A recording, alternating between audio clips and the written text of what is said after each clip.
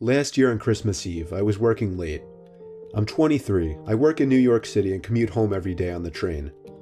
Since I'm one of the younger ones in the office, I got stuck with one of the worst shifts, so I wasn't able to get home until 5 o'clock. My family had already left a whole hour earlier to go to my cousin's house, so I had to drive alone. After having a quick snack before the half-hour drive, I got back in my car and put my cousin's address into my phone. Halfway through the drive, it started snowing. I got to my cousin's house around 6 o'clock. It was snowing heavily by this point, and I just made it in time to catch everyone starting dinner.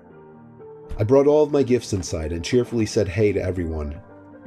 I stayed until around 11 o'clock. The rest of my family left a little sooner.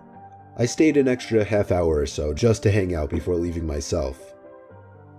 By the time I was leaving, the ground had accumulated at least 2 feet of snow, and it wasn't even done snowing. The drive home was nightmarish.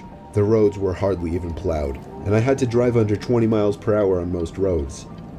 The roads were completely dead at this point though, most likely because everyone was smart enough to go home before the snow accumulated. Eventually I turned onto a main road that I'm sure would usually be bustling, but at 11:15 on Christmas Eve night, there wasn't a single car or a single light from a store. It was a ghost town. But then I did notice the flashing taillights of one car. It was parked on the side of the road, and the smoke seeping out from its exhaust with the taillights giving it a red tint. As I got closer, I realized there was somebody next to the car waving their hand in the air. I assumed something was wrong and they needed help. So, me being the good Samaritan I am, I pulled up behind the car. When I opened my door, the guy approached me immediately, barely even giving me time to step out. He was an average-sized man, probably 5'10", 180 pounds. He spoke in a very demanding voice, asking me if I know anything about fixing an engine. I told him I didn't know much about cars. The guy responded very quickly to everything I said. He told me it's fine. He went inside of his car for a second, popped open his trunk, came back out and told me to just wait by the trunk for a second. I had no idea what he wanted me to do. I was really confused. He walked over to the front of his car, and I heard him open the hood. I couldn't see anything he was doing since the trunk was blocking my view, and the loud wind of the snowstorm overpowered any small noises he might have been making.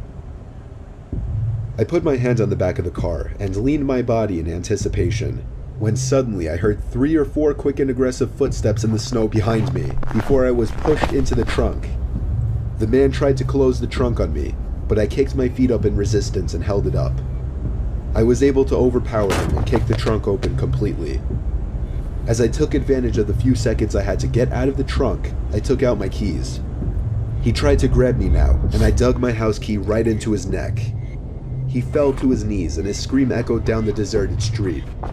I was in my car and halfway down the road before he could even get up from his knees. A little further down, I called 911 and reported the guy. I came back in 10 minutes to find blue and red lights illuminating the windows of the deserted stores. The police held him until the ambulance arrived for him. I watched the whole thing, and nothing ever felt better in my life. I got home safely half an hour later and told my family everything. I was still very shaken that Christmas, and this remains possibly the most horrific thing I've ever experienced.